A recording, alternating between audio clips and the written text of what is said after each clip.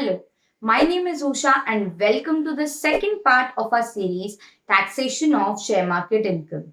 In our earlier video, we discussed that futures and options transactions are treated as non speculative business income, and income tax on it is levied according to the tax slabs you fall in. If you haven't checked the first part of this series, then go and watch it here. So, here in this video, we will cover what is futures and options and how it is taxed in detail. Before going into the details, we need to understand what are futures and options. Futures and options are the major types of stock derivatives trading in a share market. Contracts signed by two parties for trading a stock asset at a predetermined price on a later date. Futures and options derive their price from an underlying asset such as shares, stocks, currency, commodities, and more. Futures and options provide individuals to reduce future risk with their investment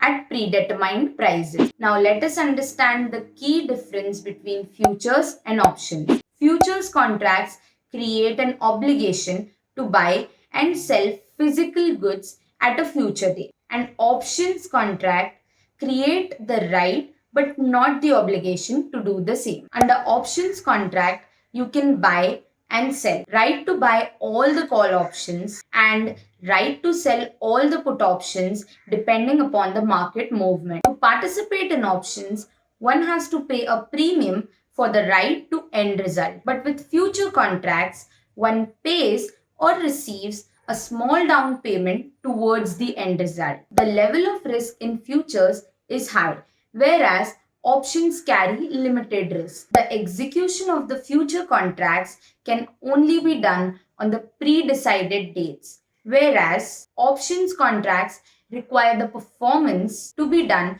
at any time prior to the date of expiry. These were some fundamental differences. They affect the risk involved, and therefore now you know how you should use that. Moving on to how to compute income from F&O trading. There are two ways to compute income from F&O trading. First, normal computation. That is, income is equal to sales minus purchase minus other expenses minus depreciation. Second, presumptive taxation computation. That is, income is equal to presumptive taxation percentage of turnover. First, normal computation of taxation. This can be explained with an example. Say Mr. A traded in Nifty many times. His purchases were worth rupees 80 lakhs and sales worth rupees 90 lakhs, along with some expenses of rupees 1 lakh which was related to his business. So the income of Mr. A would be rupees 90 lakhs minus rupees 80 lakhs minus rupees 1 lakh, which comes to a total of rupees 9 lakhs. Second, presumptive taxation scheme. The presumptive taxation scheme under section 44 AD says that a trader can disclose his income, but it should be minimum 6% of the turnover, as the payment are always received in bank in F&O transactions, provided that the turnover should not exceed rupees 2 crores. Frequently we are using the word turnover.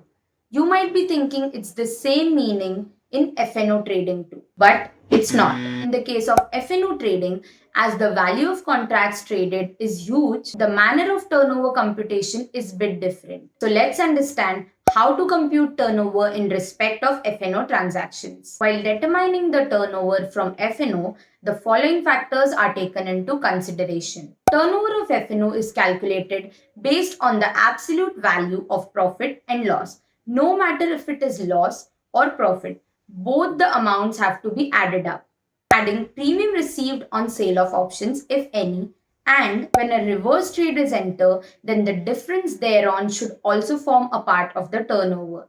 For example, Mr. X buys a lot comprising of 300 shares of ABC Limited on 17th June 2021 for rupees 1800. Then on 30th June 2021, he sold the lot for rupees 2000. Then he will have a profit of rupees 60,000. That is 200 into 300 shares. Suppose Mr. X sold one more lot of XYZ Limited at 950 rupees comprising of 500 shares on 1st July 2021, which is purchased on 18th June 2021 at 1050 rupees, then he will have a loss of rupees 50,000. That is 100 into 500 shares. So, for calculating the F&O turnover year, we need to add both the amounts. That is 60,000 and 50,000. Therefore, the turnover comes to rupees 1,10,000. Here we come to an end with the second part of our series, Taxation of Share Market Income.